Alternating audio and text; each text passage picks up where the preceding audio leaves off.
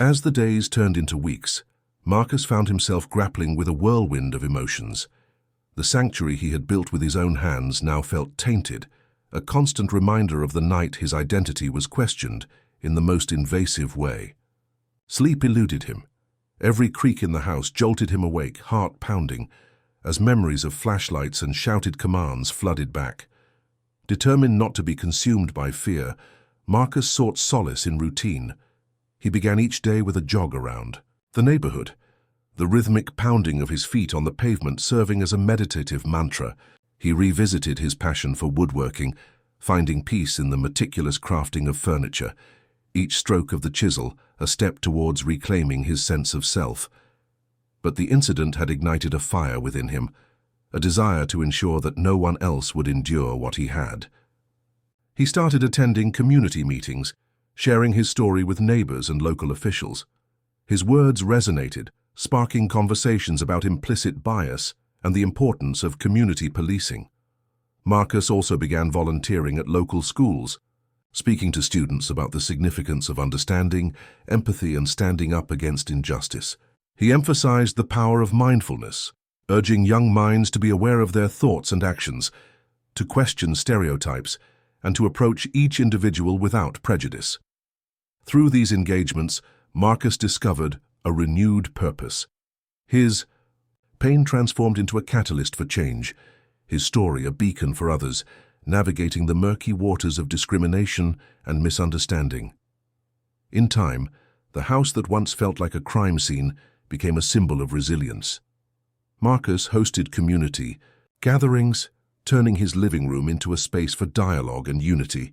Neighbors who once passed by with mere nods now stopped to chat, sharing stories and forging bonds that transcended superficial differences. Marcus's journey was a testament to the human spirit's capacity to heal and inspire. He taught that while we cannot always control the actions of others, we can choose our response. By embracing self-discipline, practicing mindfulness, and committing to personal growth, we can transform adversity into a force for good.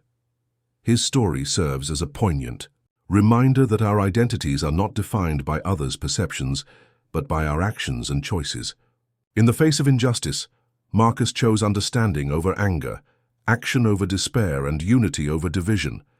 And in doing so, he not only reclaimed his home, but also fortified his community, proving that even in our darkest moments, there lies an opportunity for profound growth and lasting change. Marcus's story began reaching beyond his neighborhood. Local news outlets picked it up, and soon national attention followed. But it wasn't the drama of the break-in that captivated people. It was the way he responded to it. Calm, steady, and determined, Marcus embodied something rare in a world. Quick to divide, grace under pressure. He appeared on community panels, podcasts, and even stood before city councils to speak about bias in emergency response systems. But he never came with anger in his voice, only clarity and hope. His mission wasn't to shame anyone, it was to fix a broken system and remind people that dignity doesn't come from a badge or a title. It comes from how you live, how you treat people, and what you stand for when it's hardest. One afternoon, a group of local police officers requested a meeting with Marcus. He hesitated at first, the memory of their rifles, their voices barking commands, and his hands trembling above his head was still fresh. But he said yes, not because he wasn't afraid, but because fear no longer dictated his path. The officers sat across from him in plain clothes, unsure how to begin. Marcus didn't let the silence stretch.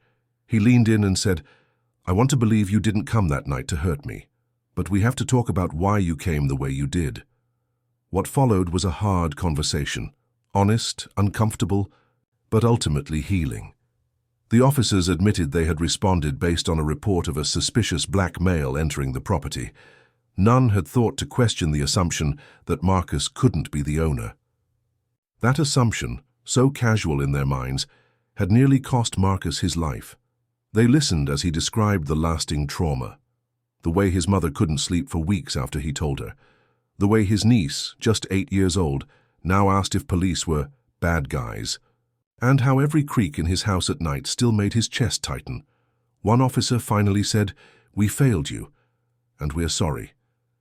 It didn't erase what happened, but it mattered.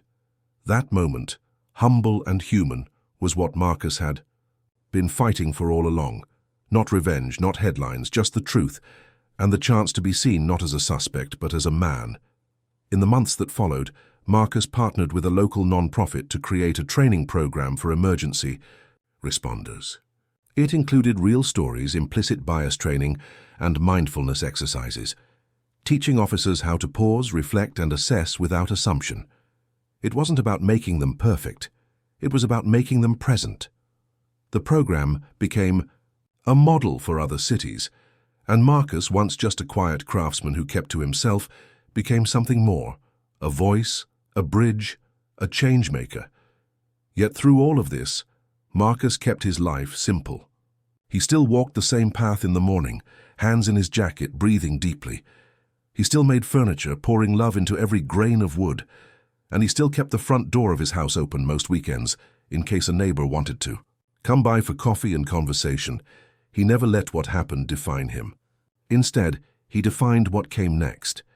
And that's the lesson at the heart of Marcus's story, that personal growth doesn't come only from books or plans.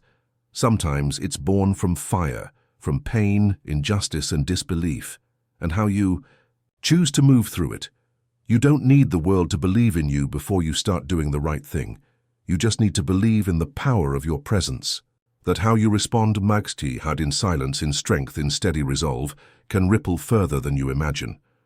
They broke into Marcus's home that night, thinking he was the intruder. But by the time his story was told, the truth was clear. He was the owner, not just of that home, but of the narrative, of his dignity, of his future. And that made all the difference. Word of Marcus's story didn't just make waves in media, it struck a deeper chord in everyday people. Across the country, homeowners, community leaders, and everyday workers began sharing their own versions of mistaken identity, of being seen not as they were, but through the filter of someone else's fear.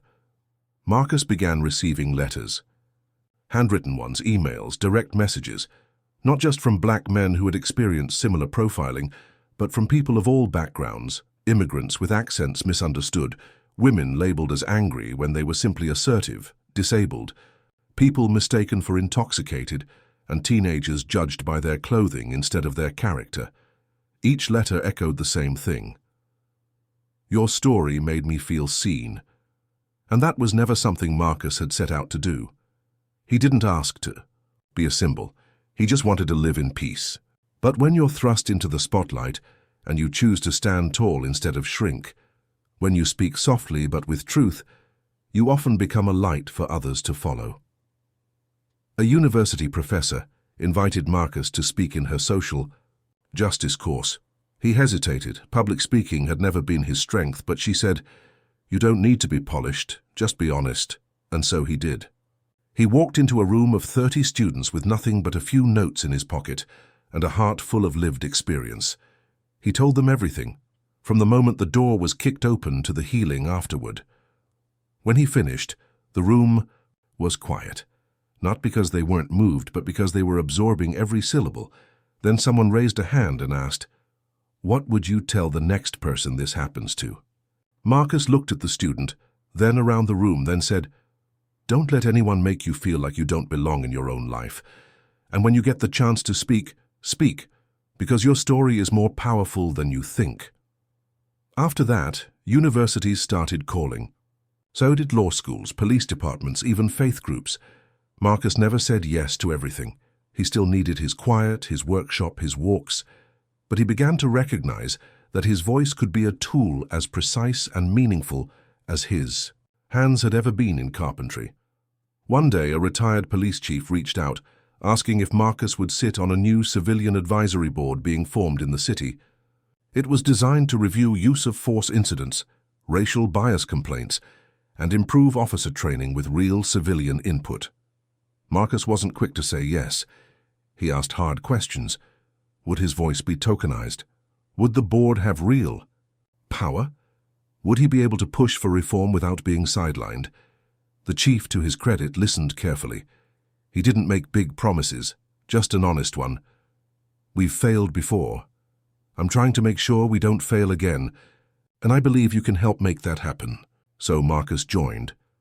In the early months it was tough. There were heated debates, moments of awkward silence, times he felt like walking away. But slowly, as trust built, so did progress. Policies were re-evaluated. More civilians were brought in. Body cam reviews began to include community voices, not just internal affairs, and the department's culture, piece by piece, began to shift. Through it all, Marcus remained grounded. He didn't start wearing suits or speaking in slogans. He wore what he always wore: denim jackets, well-worn boots, the scent of sawdust never far behind. He still worked in his shop most days. Still made coffee slowly, patiently, like a ritual. Still wrote notes to himself on yellow sticky pads. Breathe. Listen before speaking.